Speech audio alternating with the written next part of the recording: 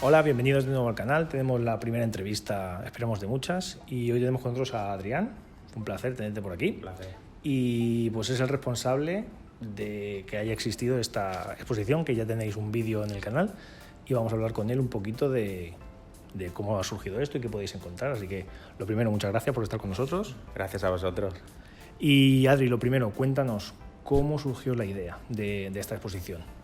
Claro, la idea surgió de, digamos, años de coleccionismo, años de agrupar conocimientos y también de una entrevista que hice pues, en un canal de YouTube de un youtuber que se llama Mr. Bardo, donde expliqué cómo se realizaba un capítulo de Bola de Drag, ¿no? Entonces ese directo tuvo buena acogida.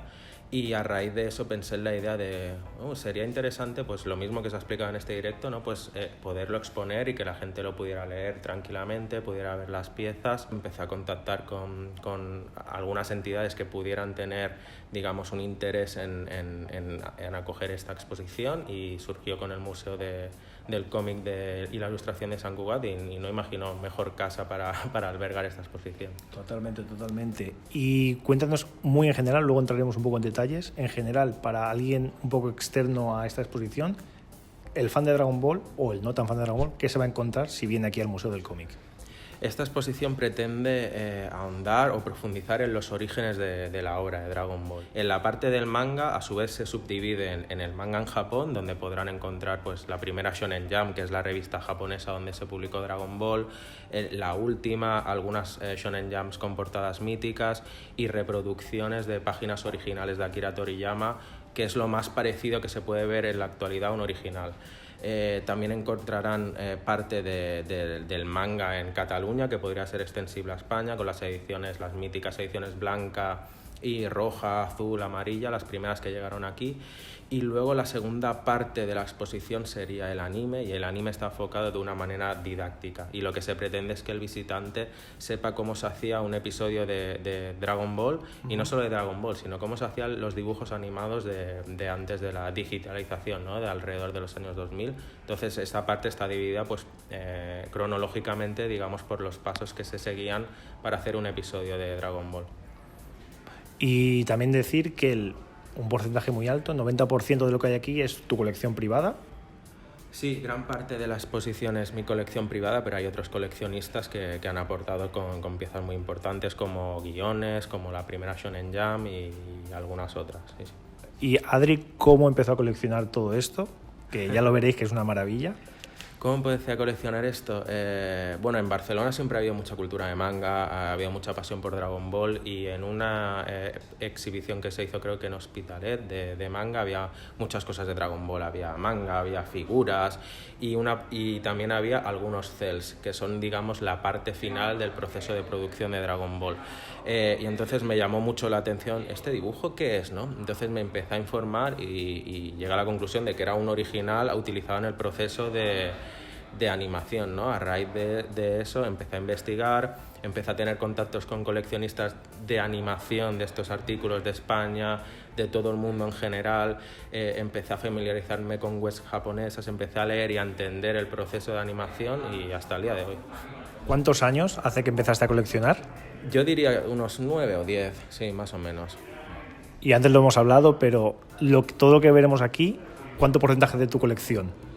¿Está casi todo aquí o tienes mucho todavía en tu casa? Yo diría que está más o menos el 50%, pero sí que está todo lo que yo considero más relevante. Hay que tener en cuenta que muchas piezas van en pack, ¿no? Que igual hay un pack que vienen 5 dibujos, 5 bocetos, 5 correcciones y cosas así, y quizás he traído alguna representación de diferentes packs, ¿no? Entonces digamos que en cantidad estaría pues igual el 50%, 60%, y en calidad estaría todo. Lo que yo considero que tiene más calidad está en el museo. Perfecto, perfecto. No, cuando vengáis vais a flipar. Luego entraremos un poco en las cosas más técnicas, que nos hagáis un poquito de recorrido, pero de todo lo que hay aquí, para ti, si tuvieras que decir, si me pudiera quedar solo con una cosa de todo lo que he traído, ¿cuál es el objeto más especial que hay aquí en la exposición? Gran pregunta. Yo creo que me quedaría seguramente con un cel de Trunks en el momento en el que va a cortar a Freezer. Yo creo que si me tuviera que quedar con algo, por la belleza del Cell, por la relevancia del momento y por lo que supuso para mí esa saga y ese momento de niño, el impacto nostálgico, me quedaría con eso. Perfecto, sí, luego lo veréis. Y luego hablabas de momento muy épico, por ejemplo este de Trunks. A la hora de coleccionar, estos momentos épicos, estos momentos más conocidos, más pues el Goku Super Saiyan 3, el Trunks cortando a Freezer, el primer Super Saiyan en Namek, todos estos momentos más épicos tienen más valor a la hora de conseguirlos en el mundo del coleccionismo. Sí, totalmente. Hay muchas cosas que se tienen en cuenta, digamos, a la hora de medir el valor de una pieza. La relevancia del momento, el animador, porque no todos los capítulos, seguro que cuando echamos la vista atrás y pensamos en Dragon Ball, hay capítulos que están mucho más dibujados que otros, o decíamos, uy, qué feo está Goku en este capítulo, eso era por la calidad del animador. Entonces es el episodio, la calidad del animador, la relevancia del momento, el personaje, el estado de la pieza, ¿no? Si está en un buen estado, en un estado normal o en un mal estado, pues todo eso, digamos que conforman el valor del original. ¿Cuál es el animador más caro o el más buscado? Hombre, Minoru Maeda. Minoru Maeda es el Toriyama de la animación, sin ninguna duda. Además, eran amigos, se conocían. Y sobre todo los momentos más relevantes de la primera etapa de Dragon Ball están animados por Minoru Maeda. Perfecto. No, la verdad que me gusta porque a mí me encanta Minoru Maeda, así que genial. Dentro del mundo del coleccionismo está la palabra grial, ¿no? Dentro de todo esto que vemos aquí, pues las Shonen Jump, los Gengan, los Cell, los guiones, ¿qué sería un grial? Por ejemplo, algunos objetos que tengas tú o no, pero que sean muy, muy codiciados por los coleccionistas. Sí, bueno, que valga por delante que a mí la palabra grial personalmente no me gusta, pero creo que cosas relevantes que hay a nivel del manga japonés, para mí obviamente el número 1 de Dragon Ball es algo muy importante y muy codiciado, ¿no? El número 1 de cualquier cómic, de cualquier manga, pues es algo muy especial y está aquí, ¿no? Entonces destacaría el número 1, destacaría los duplicados de los originales, que es lo más parecido que se puede ver a un original de Toriyama, que fueron una serie de réplicas que se vendieron en un evento de Shueisha, que es la editorial donde se publicó Dragon Ball en Japón y que está limitada a ese evento. Y luego toda la parte de animación es original y por tanto es único. Entonces todos son santo griales de alguna manera porque no hay otro igual. Entonces en animación lo que se mide por algo de más valor o menos es lo que hemos comentado antes, si el momento es más relevante, si el animador, si el personaje, ¿no? Para mí todo lo de animación es un conjunto de santo grial porque todo es único. El tema falsificaciones, en todo esto hay, se mueven, se venden. Claro, yo creo que está el riesgo de falsificación y esta no es una excepción. Hay falsificaciones incluso de la Shonen Jump número 1, que es una revista con papel reciclado, incluso de eso hay falsificación. Cuando empiezas en el mundo es fácil que puedas obtener una falsificación. Cuando llevas tiempo aprendes a distinguir las falsificaciones de lo que es original, sobre todo cuando han pasado bastantes originales por tus manos y sabes detectar elementos claves para detectar si algo es falso o no. Por ejemplo, en la parte de los cells, que digamos que es lo que tiene más valor, lo más caro, que es la parte coloreada, pues hay que mirar que haya signos de desgaste, hay que mirar que la imagen cuadre exactamente con lo que se ve por pantalla porque es la misma imagen, se pueden mirar los elementos distintivos de un cell, se puede mirar que el número de frame que marca en el cell cuadre con el fotograma que se ve por pantalla. O sea, hay unas 7-8 pasos para poder discernir si algo es original o no. Vamos, que hay que estar muy al loro. Si eres novato, hay que estar al loro. Sí, como todo es práctica, es aprendizaje, como todo en la vida. Cuando empiezas, pues eso, te la pueden colar. Cuando llevas tiempo, pues ya aprendes a diferenciar las cosas. Perfecto. Y luego, a la falta de que nos hagas así un poquito de tour y cosas más concretas, un poco de preguntas generales de Dragon Ball, porque entendemos que si esto está aquí, aparte de tu vena coleccionista, es porque eres fan de Bola de Drag, de Dragon Ball.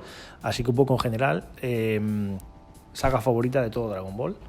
Saga favorita, si te contesto con el corazón te digo la de Célula, porque es la que más me impactó cuando era un niño, quizás por la edad. Yo soy del 89, entonces yo no viví, digamos, la primera generación de Dragon Ball, ¿no? Pues yo me enganché al carro como tantos otros y lo que más recuerdo de niño, pues es ese Gohan llorando, ese discurso del Android A16, esa explosión, ¿no?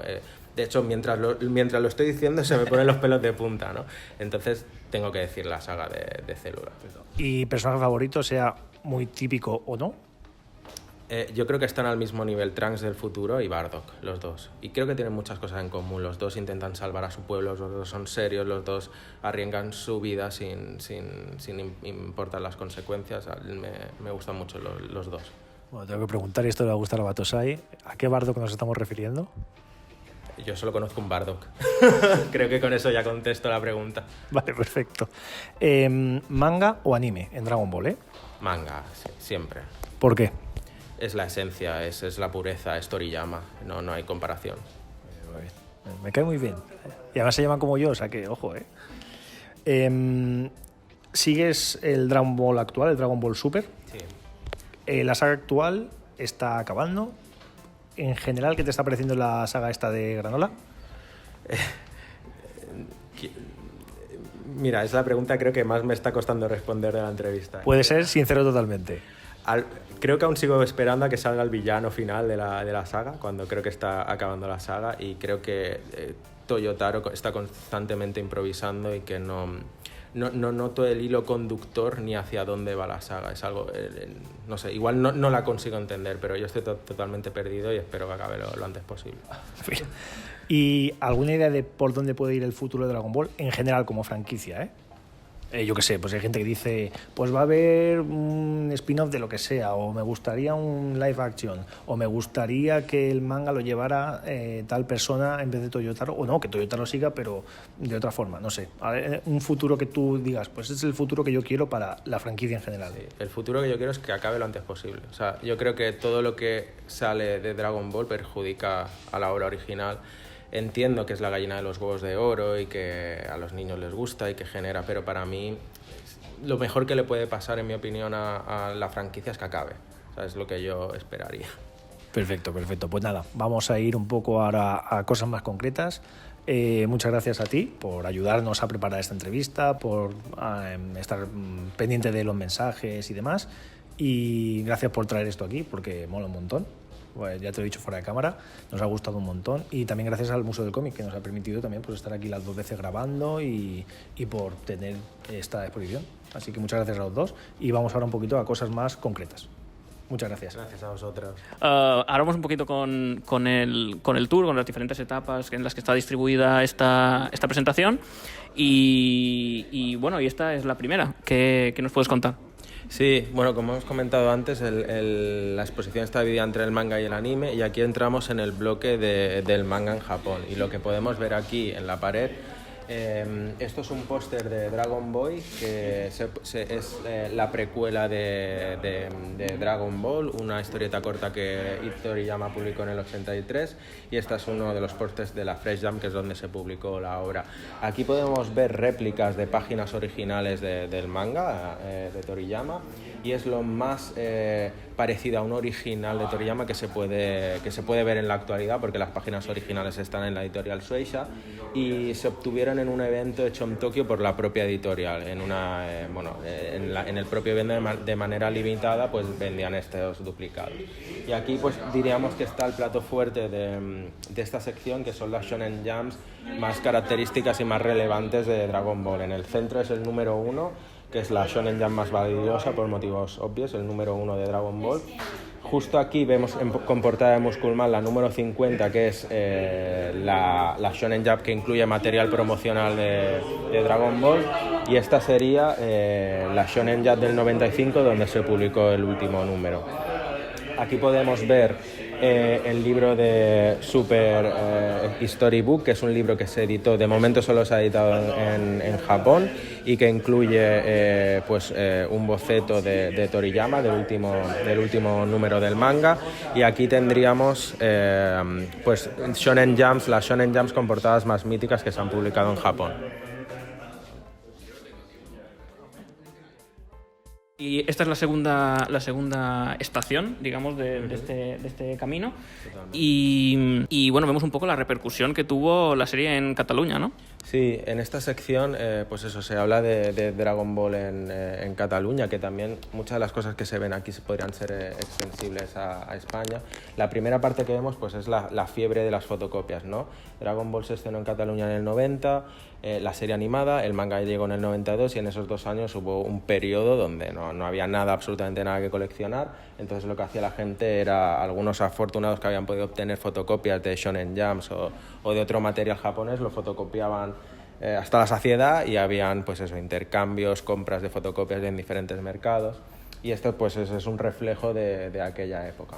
Aquí ya podemos ver las primeras ediciones de Dragon Ball en Cataluña y en España, porque fueron las mismas, empezando por la serie blanca, que es donde se publicó la primera parte hasta Namek. Posteriormente vendría la serie roja y luego vendrían las reediciones, serie amarilla reeditando la blanca y serie azul reeditando la roja. Aquí en la pared podemos ver los primeros y últimos números de la serie blanca y roja y los primeros números de la serie amarilla y azul, y aquí pues es una muestra de diferentes portadas míticas o chulas pues de aquella época, de aquellas primeras ediciones. Sí, con esos coloreados de la serie roja que eran un poquito originales. Aquí podemos ver cómo la serie blanca y la serie roja son corregidas por la serie amarilla y la serie azul. No vemos la misma portada en las diferentes versiones y vemos cómo la serie amarilla y roja pues corrige los colores semejándolos más a lo que vimos en la pantalla, ¿no? en el anime. La tercera parada, que ya nos metemos en el anime. Sí, esta sería la tercera parada, pero el inicio del segundo bloque de la exposición. Y el segundo bloque de la exposición es el anime, enfocado desde el punto de vista de cómo se hacían los dibujos animados. Y aquí se pueden ver pues la etapa inicial de la elaboración de un episodio, que empieza con la elaboración de un guión manuscrito, donde se explica un poco qué es lo que va a contener y qué es lo que va a pasar en ese episodio. Una vez tenemos claro lo que va a pasar, se hace el storyboard, que es una extensión del guión añadiendo algunas ilustraciones a cada una de las escenas, ¿vale? Cada ilustración correspondería a una escena, y a partir de cada una de estas ilustraciones que vemos aquí se crea un dibujo más elaborado, que es lo que conocemos como layout, y es lo que hay aquí en la pared. Y este es pues eso, el inicio del proceso de creación de un episodio de Dragon Ball. Bueno, y pasamos a la etapa de la animación principal. Sí, esta sería pues la segunda fase, diríamos, en el museo de la producción de un episodio, y es, como has dicho, la animación principal. Animación principal entendemos como los fotogramas más importantes de una secuencia de animación, ¿no? Podemos, no sé, pensar en una secuencia de animación como Goku dando un golpe, un puñetazo, ¿no? Y los frames más importantes de esa secuencia podrían ser el primero, el último y alguno del medio, ¿no? Entonces se hacían pues eso, los fotogramas importantes de la secuencia, y los hacían animadores experimentados pues del estudio de animación. Aquí podemos ver algunos de los ejemplos de animación principal. Vemos aquí, por ejemplo, un Genga del primer episodio Genga es la palabra japonesa de animación principal, con la que conocemos estos artículos. Aquí podríamos ver 2 Gengas, el primero, como está aquí indicado en el número de secuencia, y el segundo, de una animación de Gohan, y la parte amarilla serían las correcciones que a veces sufrían los Gengas por parte del director del episodio, del director de animación. Entonces el director de animación supervisaba los Gengas y los corregía si era necesario para preservar la coherencia y la calidad del episodio. Aquí podemos ver, por ejemplo, algún ejemplo de Goku en su combate en el planeta Namek, protegiéndose de las piedras que ha erosionado Freezer en su ataque hacia el planeta. Aquí, por ejemplo, podemos ver una secuencia completa de Célula recibiendo el ataque de Shinki-Kojo de Ten Shin Han, y aquí podemos ver cómo Célula se va acercando hacia la cámara y cómo recibe el ataque y luego se va alejando de la cámara. Y estos serían pues los fotogramas principales de esa secuencia. Y pues aquí en la pared pues vemos un recopilatorio de diferentes Gengas y algunas de las correcciones que pueden haber en esta etapa. Alguno relevante podría ser Shenron, por ejemplo, este de los androides, que está muy bien dibujado y que tiene profundidad porque están en la furgoneta. ese Genga de One es Genga del ending de la saga de Dragon Ball Z. Y por ejemplo, pues este Genga de Gotenks en tercer nivel es un recopilatorio de Gengas de algunos personajes. ¿Y esta parte que tenemos aquí?